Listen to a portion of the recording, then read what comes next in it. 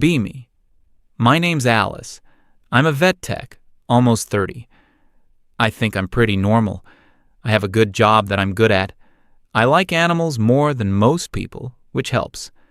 I have my own apartment, pay my own bills, have a small circle of friends. By all accounts, I've got my life together.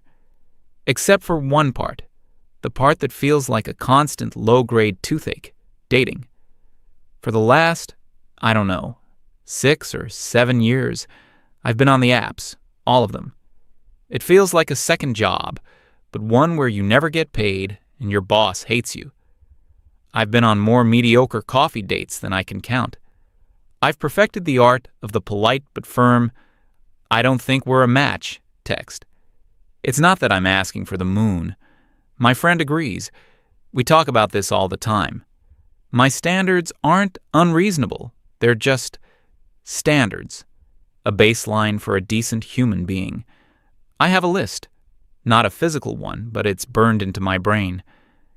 He has to be tall. I'm not a giant, but I like to wear heels and not tower over a guy. So, 6'1", minimum. He needs a career, not just a job, something with a trajectory. Finance, marketing, tech, law, something that shows ambition. This ties into income, obviously. He doesn't need to be a millionaire, but he should be comfortable. 6 figures isn't a crazy ask in this economy. Education is important. A degree from a respectable university. It shows he can commit to something and see it through. And the big one, the absolute deal breaker, his mindset. He has to be a progressive, an ally. He needs to understand concepts like emotional labor and not get defensive when I talk about the patriarchy or toxic masculinity. So many guys fail at that last hurdle. You can feel it on the first date. You mention something you read about the wage gap and their eyes just glaze over. Or worse, they try to devil's advocate you. Instant disqualification. My friend and I have a term for it, lacking the software. A guy can have all the right hardware, good looks, a decent job, but if the software is outdated, he's useless. We'd spend hours dissecting failed dates, laughing at the sheer cluelessness of some men. It was a bonding experience. We were in the trenches together. This past summer, maybe July, I went to a barbecue. It was hosted by a couple I know from my old neighborhood. Casual thing. Burgers and beers in the backyard. I wasn't there to meet anyone. I was in one of my I'm taking a break from men phases. The host was struggling with the propane grill. It wouldn't light. He was getting red-faced and frustrated, smacking the side of it. Then this guy I'd never seen before, Joshua, quietly steps in. He asks the host a couple of questions, calm as can be. He fiddles with the regulator, then goes to his truck and comes back with a small toolbox. No big show. No stand back. Let a real man handle this. Just quiet competence. In about 5 minutes, he has the thing taken apart, finds a blockage in the line, clears it, and puts it all back together. Fires up on the first click. He just nods to the host and goes to grab a bottle of water. Later, I ended up standing next to him by the drink cooler. We had to make small talk. He was polite, asked me what I did for a living. I told him I was a vet tech. His face lit up a little. He told me he had a rescued beagle. He asked smart questions about the dog's health. He was actually listening. I asked him what he did. "I'm an electrician," he said. "I run my own company. Just a small operation, me and a couple of other guys." And my brain just shut down. An electrician. It's not that it's a bad job, it's a useful job, but it wasn't on the list. It was a trade, blue collar. He wasn't a slob or anything. He was clean, his clothes were fine.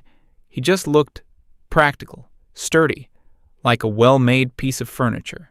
He was probably my height, maybe a little taller, but not over 6 feet. We talked for another minute, but I was already mentally checking out.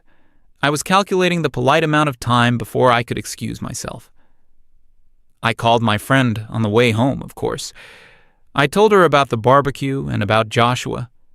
"He was nice enough," I said, "and he fixed the grill. which was kind of impressive, I guess. "But?" she prompted. "He's an electrician." I said the word like it was a medical diagnosis. She made a sympathetic noise. "Oh, honey, no." "I know, right? Can you imagine trying to have a conversation about like anything important? He probably thinks feminism is about hating men." "You can't build a future with a guy like that," she said, her voice full of certainty. "You're an educated, professional woman. You need an equal." She was right. She was always right. It felt good to have that validation. Joshua was a nice guy for someone else, not for me. I forgot about him almost immediately. A week or two later, I was back on the apps. The break was over. More of the same. Guys holding fish, guys in group photos where you can't tell who they are, guys whose first message is, "Hey." It was soul-destroying. I was on the verge of deleting everything again. And then I matched with Julian. His profile was like a curated masterpiece. It was as if he'd read my list and created a character to match it. 6'3". The bio said so. Job: marketing strategist at a big, well-known firm. Photos: one in a perfectly tailored suit, looking thoughtfully out a high-rise window. One laughing with friends at what looked like a rooftop bar. One hiking, with a mountain vista behind him. Not a fish in sight. His bio was a single clever sentence about wanting a partner for intellectual sparring and late-night pasta. It was perfect. Too perfect. I was suspicious, but my hope outweighed my skepticism. His first message was a full sentence. It referenced my bio. I was already impressed. We messaged back and forth for a few days. The conversation was effortless. He was witty, intelligent, and asked about my day.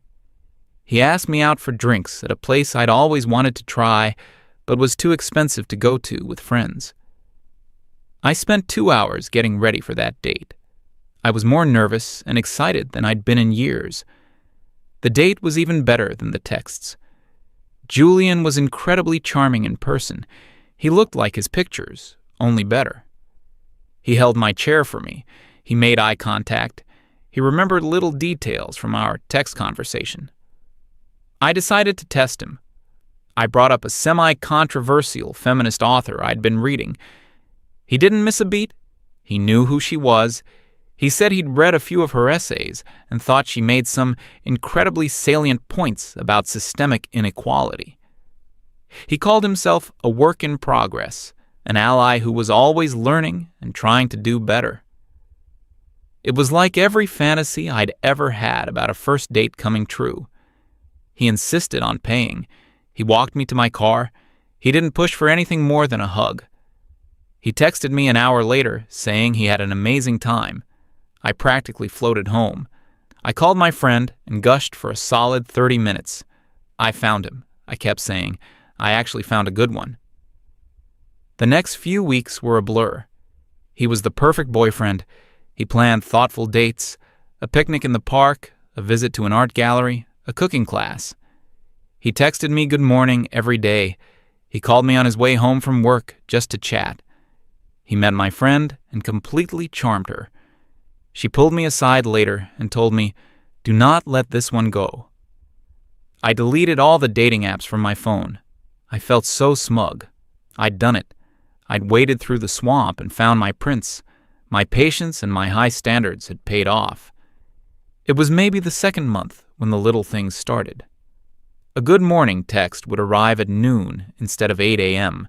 He'd take a few hours to respond to a message, when before he'd always replied within minutes. When I asked if he was okay, the excuse was always work. Just got slammed with a new project. My boss is a nightmare. Sorry for being off the grid. Had to put out a fire for a client. They were all plausible. He had an important job. I wanted to be the supportive, cool girlfriend, not the needy, clingy one. So I'd just say, "No problem. Hope it gets better soon." Then he canceled a date. We had dinner plans for a Friday night.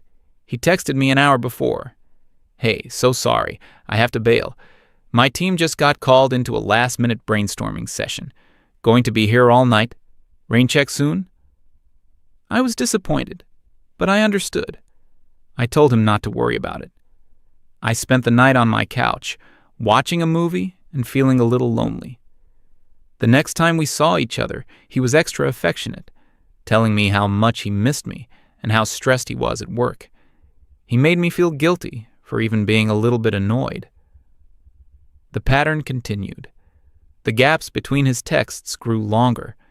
Plans became more tentative, always conditional on his workload. He started using therapy speak against me. I tried to bring it up one night. I used all the I statements I'd read about online. I feel a little disconnected when I don't hear from you for a whole day, I said gently. His face hardened. I need you to respect my boundaries, he said, his voice calm and level. My work is very demanding, and I don't have the emotional bandwidth to be in constant contact.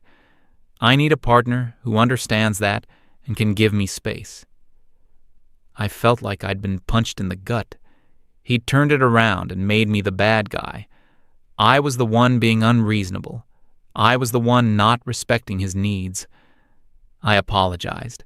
I promised to be more understanding. The physical distance grew too. The sleepovers became less frequent. He'd say he needed to get up early for a meeting and had to sleep at his own place. The whole thing felt like it was slipping through my fingers, and the harder I tried to hold on, the faster it slipped away. My friend told me to be patient. High-powered men are like that, she advised. His career is a priority. You just have to be his peace, the place he comes to relax. Don't add to his stress. I tried. I really did. I bit my tongue. I swallowed my disappointment. I replied to his once-a-day texts with cheerful emojis. I was playing the part of the cool, low-maintenance girlfriend, and it was eating me alive. I felt a constant humming anxiety in my chest. I was so afraid of doing something wrong and pushing him away for good. I was losing myself trying to be the person I thought he wanted, but I kept telling myself it was worth it. This was the guy, the one from the list. A little bit of turbulence was to be expected. This was what a real adult relationship was like. I had no idea how wrong I was. The end came out of nowhere, or maybe I had just been refusing to see the signs.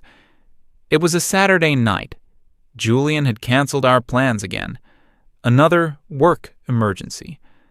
I was scrolling through social media, bored and feeling sorry for myself.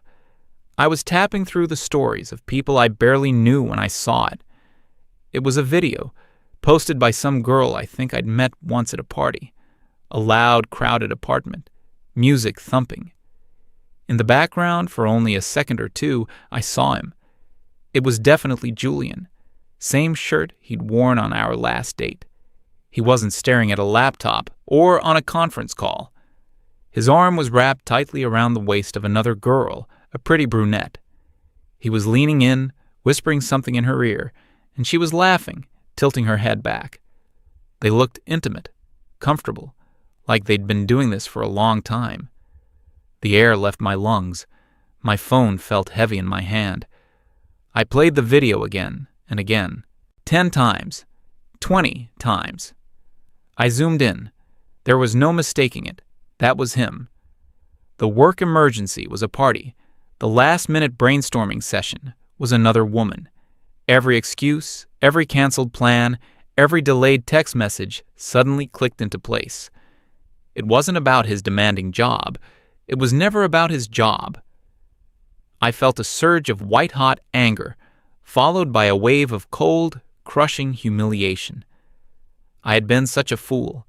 I had defended him, made excuses for him, twisted myself into knots to be the cool girlfriend, all while he was doing this.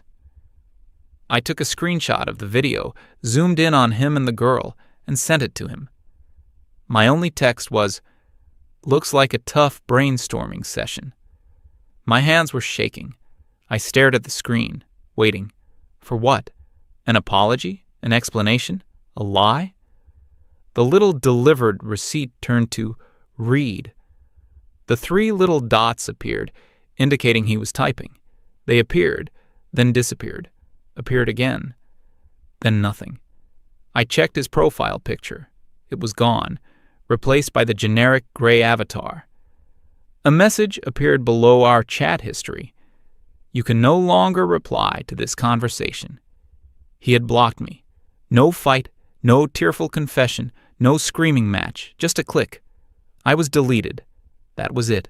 Months of my life, my emotional investment, my hopes, all erased with the press of a button. I didn't cry at first. I was in shock. I called my friend. She was furious on my behalf. He's a classic narcissist, she declared. He love-bombed you and then devalued you. This is what toxic masculinity looks like in its purest form. He's human garbage, she said. Men are trash, all of them. Her anger felt good. It was validating. It was easier to be angry at all men than to feel the specific personal shame of being played so easily. We spent the next week talking about how awful Julian was, how all the good men were just better at hiding it, how the whole system was rigged against women. It was our familiar script, but this time it felt different. It felt less like a theoretical discussion and more like a diagnosis of a terminal illness. After the anger faded, the sadness set in, a deep, heavy exhaustion. I got back on the apps, mostly out of habit. A desperate attempt to prove to myself that Julian wasn't the only option. But my heart wasn't in it. Every profile seemed like a parody. The guy with the finance job, probably another Julian, just waiting to ghost me. The guy who said he was a feminist in his bio, probably just knew it was a good line. Every man was a potential threat. Every profile a collection of potential lies. The dates I forced myself to go on were disastrous. I was cynical and detached.